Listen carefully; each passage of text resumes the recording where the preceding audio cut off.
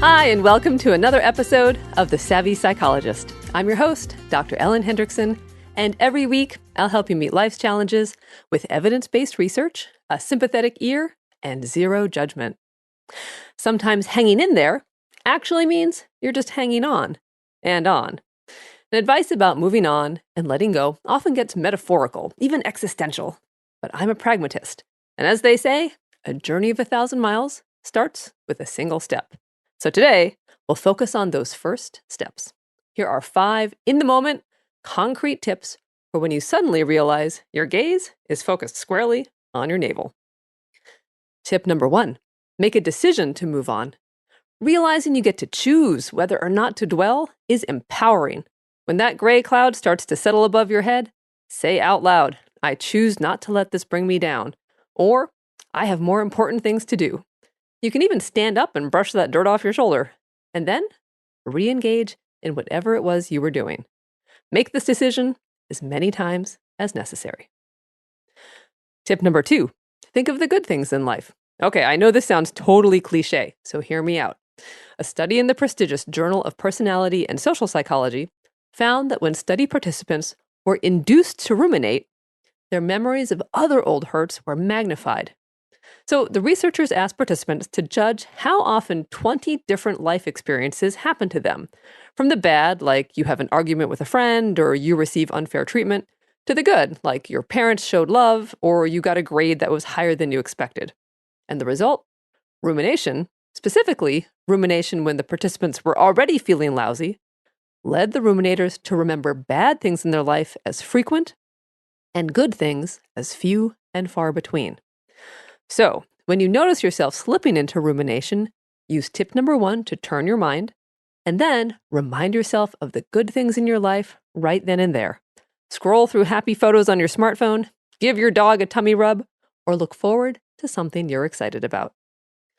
Tip number 3, play 5, 4, 3, 2, 1. So this is both a grounding and a mindfulness technique, and this little exercise will get your brain out of the past or future and into the present.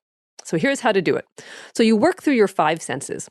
So first, look around and name 5 things you can see right now. Then listen and name 4 things you can hear right now. Then comes 3 things you can touch and 2 things you can smell. You can get up and go smell your coffee, your laundry, or your cat's litter box if you have to. And then finally, if there's something available for you to taste, do that.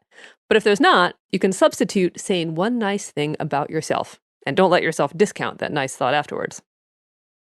Now, this exercise gives you 2 things. First, the counting and keeping track offers a cognitive distraction that pokes a stick in the spinning wheel of your ruminating mind. And second, it forces you to focus on your senses to get you out of your head and back into the real world. Okay, tip number 4, do something nice for someone else. So this is similar to tip number 2, think of the good things, but it's focused on others. So when you're feeling sorry for yourself, take incompatible action.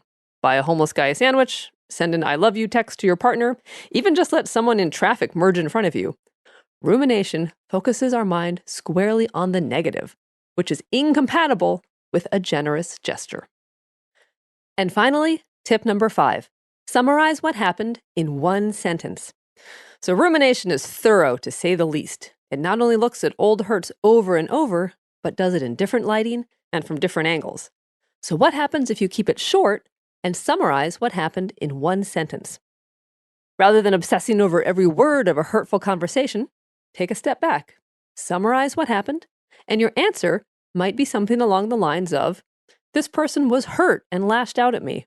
This person was scared and reacted badly, was stressed and made a lousy decision, or was insecure and took a power trip. Whatever your quick summary finds, it might remind you that those old hurts mean less about you and more about the other person. To wrap up, these are all just starting points. I know scrolling through vacation photos, playing 5, 4, 3, 2, 1, or buying coffee for your office mate won't fix your problems, but they will nudge you towards feeling a tiny bit more present, empowered, and in control, all of which are crucial to deciding to let go and move on. If The Savvy Psychologist is helpful to you, head over to Facebook and like the show. Never miss an episode when you subscribe on iTunes, Stitcher, or SoundCloud. and have the show notes delivered right to your inbox by signing up for the biweekly newsletter at quickanddirtytips.com/newsletters. I'm Dr. Ellen Hendriksen. As always, transcripts for this and every other episode, as well as links to the studies I mention, are always available on quickanddirtytips.com/savvy-psychologist. Savvy Psychologist is strictly for informational purposes and doesn't substitute for mental health care from a licensed professional. Thank you so much for listening. I'll see you next week for a happier, healthier mind.